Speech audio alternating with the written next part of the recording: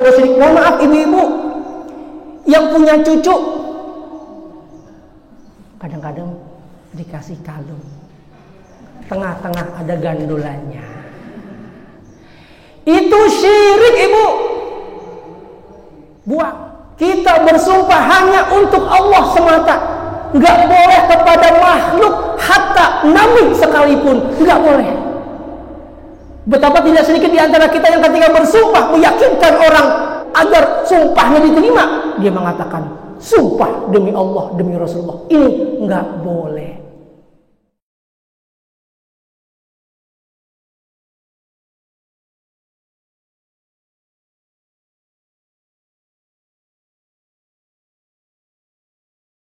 Pertanyaannya adalah syirik itu apa aja? Ini kan kita ngomong dari tadi nih, syirik.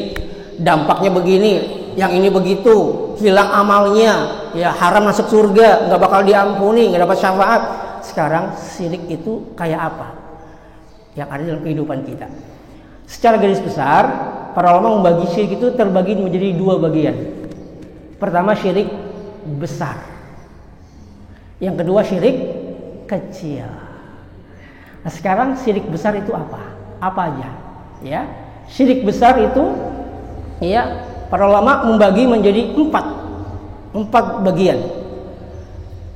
Contoh syirik besar yang pertama, berdoa kepada selain Allah, meminta kebaikan atau meminta dijauhkan dari bahaya kepada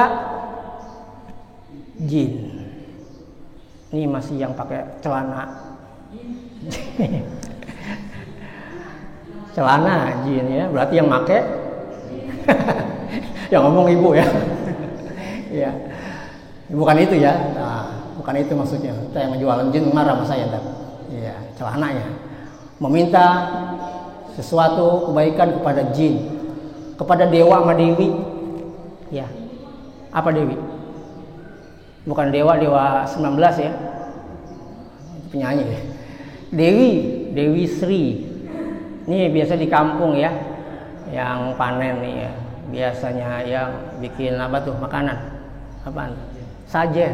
Nah, buat Dewi Sri karena panennya dianggap berkah dari Dewi Sri. Kemudian meminta sesuatu kebaikan dari kuburan, ya. Tanah kuburannya diambil, kadang dikorek ke kuburan, digali, ya. Kain kafannya diambil. Buat apa? Buat apa nggak dapat diambil? Buat nyolong kagak kelihatan ya kali ya. Ya macam-macam lah. Ya. Minta kepada pohon, gunung, ya pesugihan. Ya ini biasanya terkenal Gunung Kawi ya. Ya. Ada Gunung Salak ada nggak? Ada aja. Ya, ada aja ya. Goa, benda pusaka, ya. Ini bulan apa nih? Muharram. Ya, kata orang Jawa bilang suro. Ya, pas tanggal 1 malam 1 suro. Wah, tuh rame tuh. Beli kembang 7 rupa. Ya. Ya, macam-macam. Nah, ini enggak boleh. Berdoa meminta kepada selain Allah, meminta kebaikan tuh jangan jadi bahaya, ya. Ya. Jangan minta kepada yang lain. Apalagi musim-musim kayak gini nih, ya. Musimnya orang lagi pada krismon. Ya, pada kering tuh, dapur pada kagak ngasep.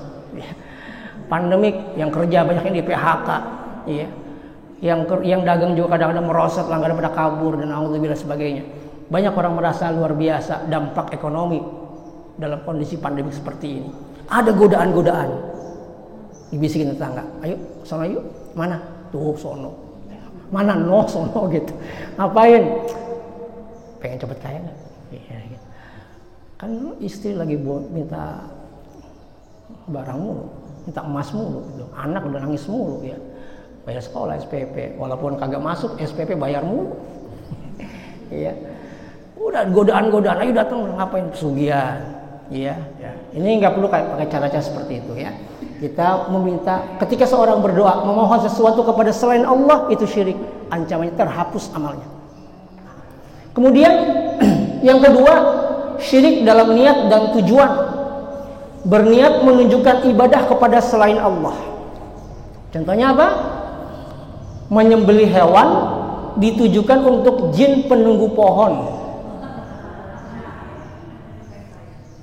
Dulu mungkin animisme, dinamisme ya, tapi sekarang masih ada kayak gitu ya, beberapa tempat masih ada ya. Penunggu lautan, Nyi apa?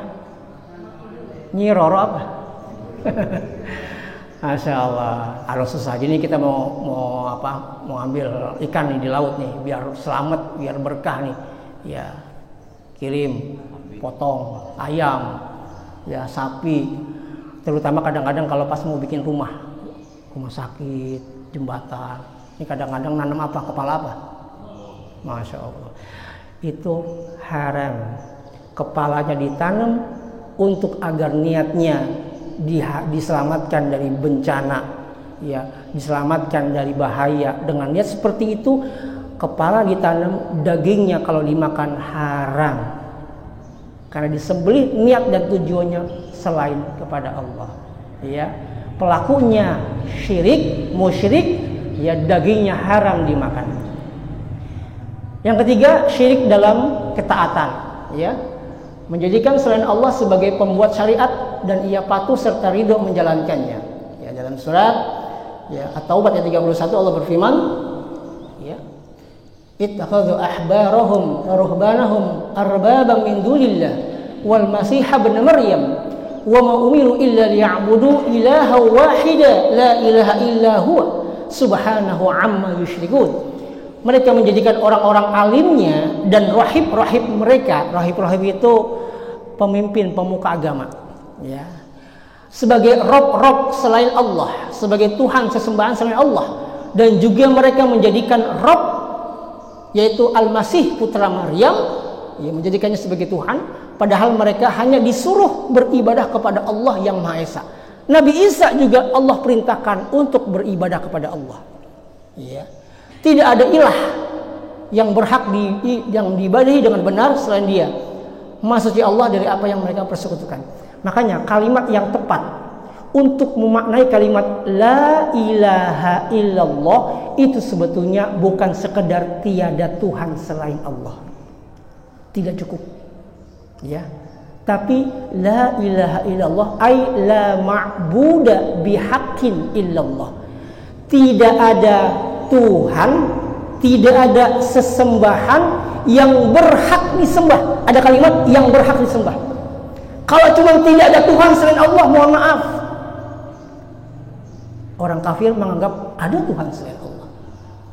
Orang Nasrani bilang, oh ada Yesus ya. Orang Yahudi bilang Uzair ya. Belum orang Tionghoa ya, orang Konghucu, belum yang lainnya Buddha, Hindu. Mereka menganggap ada Tuhan, tapi la ma'budu bihaqqin. Maka kalimat yang tepat dalam memaknai kalimat la ilaha illallah bukan sekedar tiada Tuhan selain Allah, tapi tiada Tuhan yang berhak disembah. Ada kalimat itu, yang berhak disembah selain Allah. Jadi kalau kita artiin coba kalimat la ilaha illallah, tidak cukup tidak Tuhan selain Allah, tapi tiada Tuhan yang berhak disembah selain Allah. Itu baru sempurna. Kenapa? Karena Allah yang paling berhak, yang berhak disembah, yang memberikan rizki, yang menghidupkan dan yang mematikan. Maka sudah sepatutnya kita menyembah yang menghidupkan kita, yang mematikan, yang memberikan rizki, yaitu Allah Subhanahu wa ta'ala. Kemudian yang keempat, syirik dalam cinta ya. Cinta kepada sesuatu sesembahannya sebagaimana cintanya kepada Allah, bahkan mengalahkannya ya. Dalam surat Al-Baqarah 165 Allah berfirman, "Wa minan nasi may yattakhidhu min dunillahi andada yuhibbunahum ka hubbillah." Dan di antara manusia ada orang yang mengangkat tandingan-tandingan selain Allah, di mana mereka mencintai tandingan-tandingan itu seperti cintanya kepada Allah. Ya. Dia menyembah Yesus, dia menyembah mungkin benda pusaka, dia menyembah mungkin pepohonan, dia menyembah mungkin disembah itu kuburan, disembah itu penghuni-penghuni, kemudian dia mencintainya ya. Nah ini termasuk bagian daripada kesyirikan. Nah yang terakhir syirik kecil. Tadi kan syirik besar tuh bagian-bagiannya. Nah ini syirik kecil. Apa syirik kecil? Nah ini yang sering terjadi ke kita. Syirik kecil terbagi menjadi dua. Ya, ini sering terjadi dalam kehidupan kita. Pertama, syirik zahir, tampak berupa ucapan dan perbuatan. Yang kedua, syirik khafi, tersembunyi. Ya. Perlu diketahui perbedaan syirik besar dan syirik kecil. Mengeluarkan pelakunya dari Islam, menghempaskan seluruh amalnya, diharamkan surga baginya. Tapi kalau syirik kecil, Allah akan menghilangkan amalan di amalan itu aja, di amalan yang bersangkutan aja. Enggak semua, tapi amalan yang bersangkutan aja. Ini syirik kecil. Tapi syirik kecil bisa menghantarkan pelakunya kepada syirik besar. Ya, sedikit kalau ditambah, kalau dikumpulin jadi apa? Jadi banyak. Kecil kalau ditambahin menjadi besar. Nah, apa aja syirik kecil?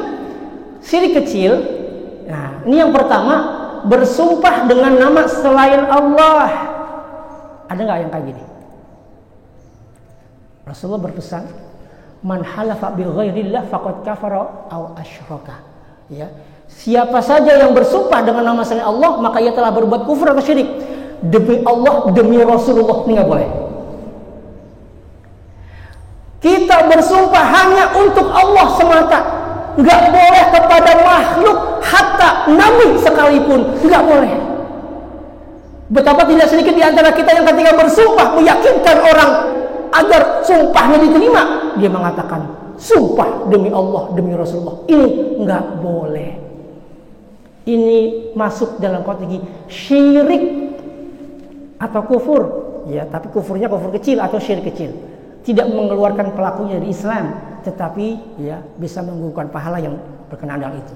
Tapi bisa menghantarkan kepada pahala syirik besar. Jadi kalau bersumpah cukup apa? Demi Allah aja. Wallahi, tallahi, billahi. 3. Wallahi, billahi, tallahi. Artinya demi Allah. Demi Allah saya nggak ngambil. Demi Allah bukan saya pelakunya. Nggak usah ditambah dengan yang lain. Ya, demi ayah, ibu. Demi Bang Wahyu, apalagi kagak boleh. Ya. Ya. Demi Kian, ya. Cukup demi Allah. Kemudian yang kedua, memakai jimat. Ini yang masih nyimpen, ya. Jika beranggapan jimat sebagai penyerta saja, yang menolak bahaya adalah Allah. Misalnya gini nih, ada orang pakai cincin, pakai kalung, pakai gelang. Ada biasa gelang apa tuh yang dari akar tuh. Tapi dia meyakini bukan sekedar cincin. Kalau cincin doang, masya Allah ya. Ya Nabi juga pakai cincin. Ya Nabi juga pakai cincin. Ya, kalung, gelang, jaket, ya baju atau apapun. Tapi dianggap, ya emang sih yang jaga Allah, yang nyelamatin Allah. Ini sebagai perantara doang. Ini syirik kecil. Syirik kecil. Kan ya Allah, saya kan yakin Allah yang ngasih, yang nyelamatin saya Allah, yang melindungi saya dari bahaya Allah. Ini cuma perantara, itu syirik. Itu syirik. Ya, bukan maksud saya melarang bapak-bapak untuk memakai cincin ya, karena ibu-ibu yang diperbolehkan. Ya. Dalam hal ini ada perasaan yakin nih, saya kalau pakai kalung nih, pakai cincin, pakai gesper macam-macam, ini saya aman dari galong, ya, dari begal, gitu. Kalau ada perasaan gitu kan, maksud tapi yakin yang izinin Allah, nah itu syirik. Tapi misalkan, ya, jika dia berkeyakinan jimat itulah pemberi keamanan, inilah syirik besar. Gitu. Tipis pak, beda antara syirik kecil dan syirik besar. Wah selamat, bapak, kan semua pada mati kecelakaan, kok bapak selamat? Wah saya kan pakai gelang, nggak tahu gitu kan. Ini gelang dari Ki Anu, Ki Joko Bodo. Alhamdulillah ya, udah taubat, udah gak bodoh lagi. Hati-hati pak. Ya, jangan. Ya. Kalau dia yakin, maka itu syirik. Rasulullah berpesan, "Man 'allaqa tamimatan faqad asyraka." Siapa saja yang menggantungkan tamimah, jimat, maka ia telah berdosa syirik. Mohon maaf ibu-ibu yang punya cucu, kadang-kadang dikasih kalung. Tengah-tengah ada gandulannya. Itu syirik, Ibu. Buang. Yakin. Ya. Yang melindungi bayi itu Allah. Bacain doa itu. Makanya tonton video saya dari YouTube tuh. Gimana cara ngelindungin bayi ini? Ya biar gak kena, ya biar gak dikali guna-guna santet atau apa jin, diganggu setan. Ya buka aja YouTube-nya. Ya gimana? Mau ya? Penonton belum? Jangan belum pada subscribe ini. Ya itu dia terapi ruqyah. Ya buka aja terapi ruqyah. Ya. Nah ini contoh apa ini? Wafak raja. Ini pelet pengasian. Ini pelet. Walaupun mohon maaf tulisannya bahasa Arab. Walaupun terkadang tulisannya menggunakan Al-Quran. Kaf, ha, ya, ain, shod dan sebagainya. Ini syirik Bapak Ibu. Ya, syirik. Ini wafak. Ya, nggak boleh. Taruh di dompet. Kalau buat dagang laris deh. Buat ngojek banyak. Mama jual gorengan, ini laris lah. Masya Allah, suka nasi uduk ya. Ya, tapi Bu Sadia laris bukan pakai gini, insya Allah. Ya, itu masuk Pak. Walaupun tulisnya bahasa Arab, jangan tertipu ya Pak.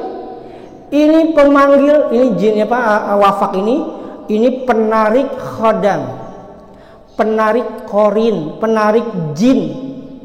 Iya, dibakar Pak. Iya. Dibakar, orangnya diruqyah. Kalau udah lama ini bisa nyatu di ruqyah dulu. Meruqyah dulu, dia ruqyah sendiri aja. Ya, dibakar. Buang Pak.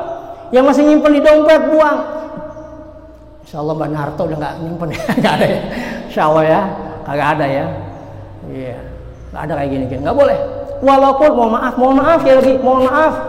Ustadz ini kan dari kiai, mohon maaf. Ya, manusia juga bisa salah. Kiai juga bisa salah, ya. Kiai juga manusia. Al-insan mahalul khata' wan nisyan. Iya.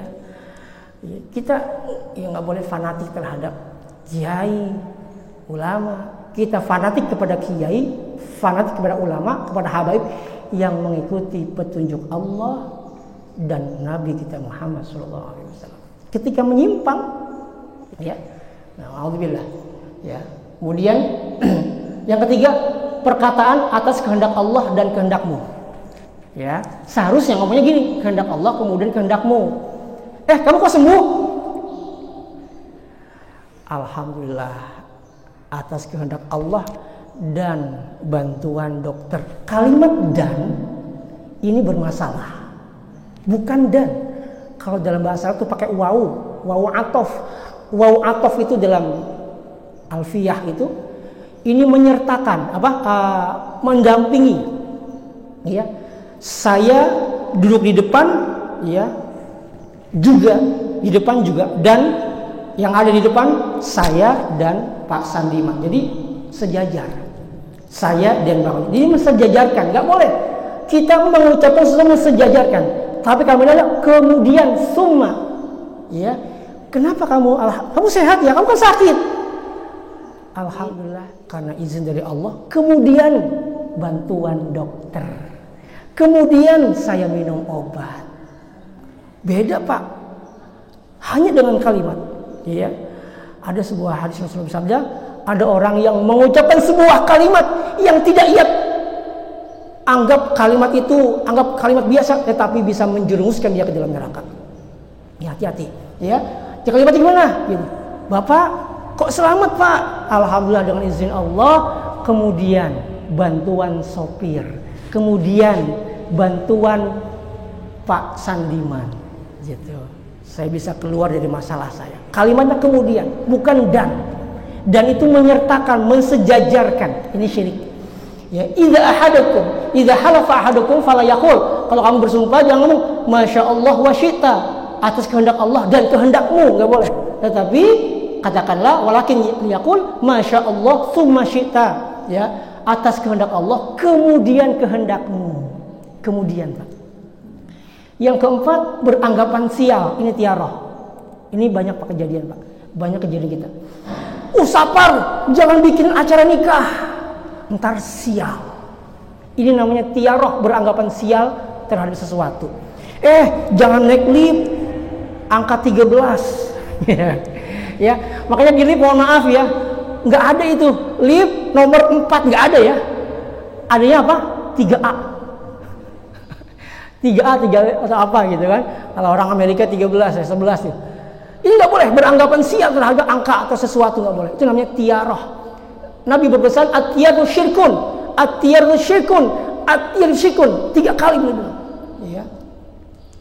Tiaroh itu beranggapan sial, itu syirik. Ya.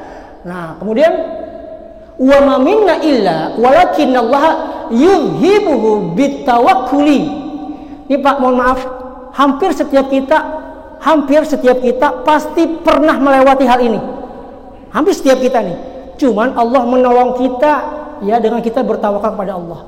Misalkan ada orang lagi bawa mobil, bawa motor, nabrak kucing.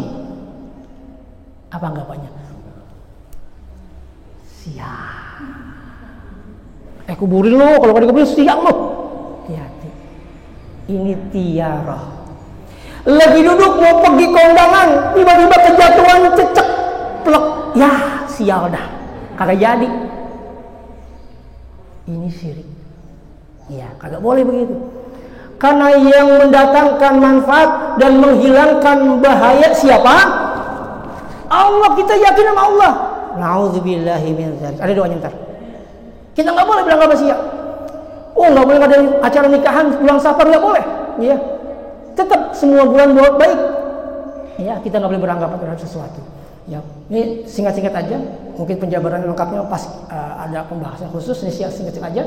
Ya, nah kalau kita misalkan gini, ada sahabat ya. Barang siapa yang ketika mengurungkan niatnya ketika tiaroh, ya, maka orang yang mengurungkan niatnya, saya nggak jadi nih mau jalan. Kenapa? Kejatuhan cicak. Kenapa? Nabrak kucing. Dia nggak jadi. Misalkan itu. Nabi bilang gini, kalau dia kagak jadi gara-gara itu dia telah syirik. Terus bagaimana dong Nabi? Misalkan kita kejatuhan cicak, kejatuhan sesuatu yang dianggap orang sial, apa doanya nih?